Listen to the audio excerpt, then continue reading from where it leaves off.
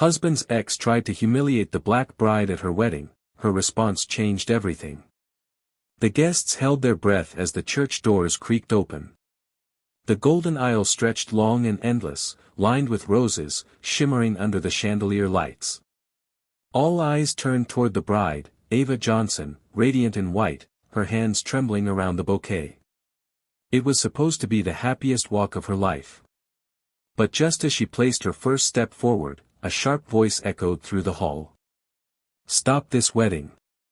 Gasps rippled through the crowd. The violins froze mid-note. The bride halted, her heart pounding. From the far corner of the room, a woman in a glittering silver dress strode forward, her heels clashing against the marble floor like thunder. It was Melissa Carter, the groom's ex. Her face burned with fury, and before anyone could react, she lunged forward and kicked the bride's gown, making Ava stumble back in front of hundreds of witnesses. The entire hall went silent. Guests exchanged shocked glances. Some raised phones, recording. The groom stood frozen in disbelief. And Ava, her breath caught, her dignity trembling, had to decide in that split second whether she would break, or rise. Ava had always known her wedding day wouldn't be easy. She was black, from a working-class background, stepping into a world that had never been kind to people like her. Daniel Carter, her groom, was born into wealth. His family owned one of the city's most prominent businesses. Ava's journey here had been nothing short of a battle. Raised by her single mother in a cramped apartment, she grew up knowing hunger, rejection, and judgment. Yet through every hardship, her mother had told her one thing. "Baby, don't let the world decide your worth. You were made with love, and that makes you priceless." But Melissa's presence that day threatened to shatter everything. Melissa wasn't just Daniel's ex. She was the symbol of the world that never wanted Ava to belong. She was blonde, wealthy, privileged, and furious. And she wasn't afraid to show it. Melissa's voice was sharp enough to cut through the silence. "Daniel deserves better than this.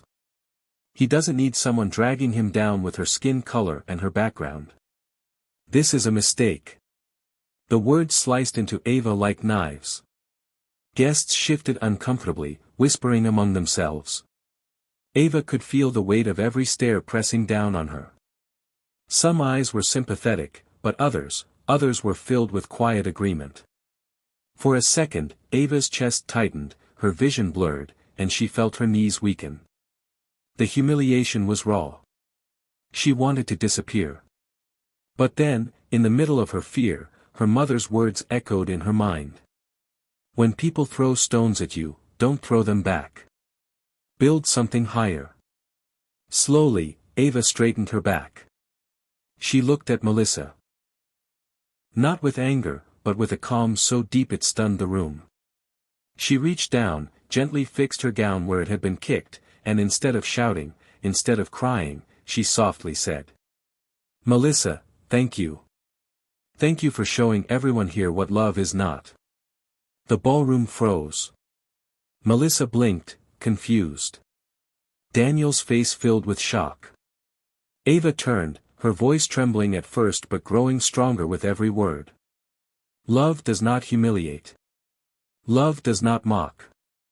Love does not divide by skin color, background, or past mistakes. Love lifts, it heals, it includes.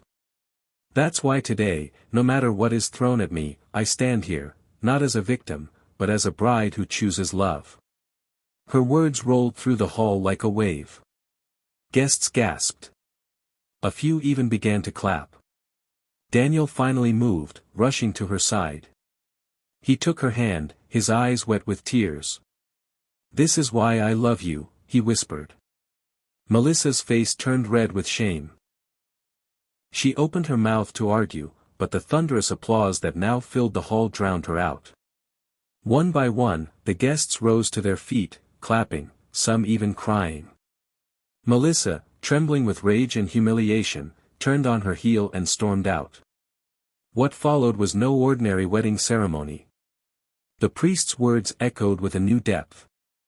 Every vow Ava and Daniel exchanged was infused with the weight of what had just happened. The guests weren't just witnessing a marriage, they were witnessing a victory. A victory of dignity over hate, of grace over cruelty, of love over prejudice. As Ava said her vows, she felt tears running down her cheeks. Not tears of pain, but tears of triumph. She wasn't just promising herself to Daniel, she was standing as a symbol for anyone who had ever felt unwanted, unseen, or unworthy. At the reception, Ava's heart trembled when she saw Daniel's grandmother slowly approach. Ava had always feared this woman's judgment. She was old-fashioned, proud of her family's legacy, and Ava knew she had doubts about her.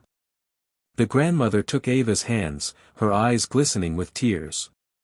"My dear," she said softly, "I once thought love should look a certain way. But today, you showed me it only needs to feel a certain way. And what you showed us all was true love. Welcome to the family." Ava broke down in tears, hugging the elderly woman tightly. It was a moment she would never forget. What no one expected was what happened after. Guests had recorded the entire confrontation. By the next morning, Ava's response had spread across social media. Millions watched the video of the bride who chose grace instead of revenge. Headlines didn't read about humiliation, they read about the bride who chose love over hate. Messages poured in from strangers across the world. "You gave me courage to face my bullies.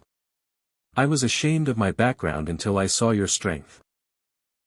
Thank you for proving that dignity is louder than hate." Ava hadn't just had a wedding, she had sparked a movement. Weeks later, Ava and Daniel sat together on their balcony, watching the sunset. Daniel wrapped his arms around her waist. "Are you okay?" he whispered. Ava smiled softly. "I'm more than okay. I think tonight wasn't just about us. It was about everyone seeing that love doesn't bow to prejudice. It rises above it." Daniel kissed her forehead.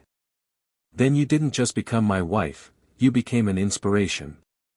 And he was right. Ava's story lived on, reminding the world that sometimes, the most powerful response to cruelty isn't revenge, but compassion. Her story became a living truth for everyone who had ever felt small or unwanted. No matter where you come from, no matter what the world throws at you, you always have the power to rise higher, to choose love, and to leave everyone speechless, not with hate, but with grace.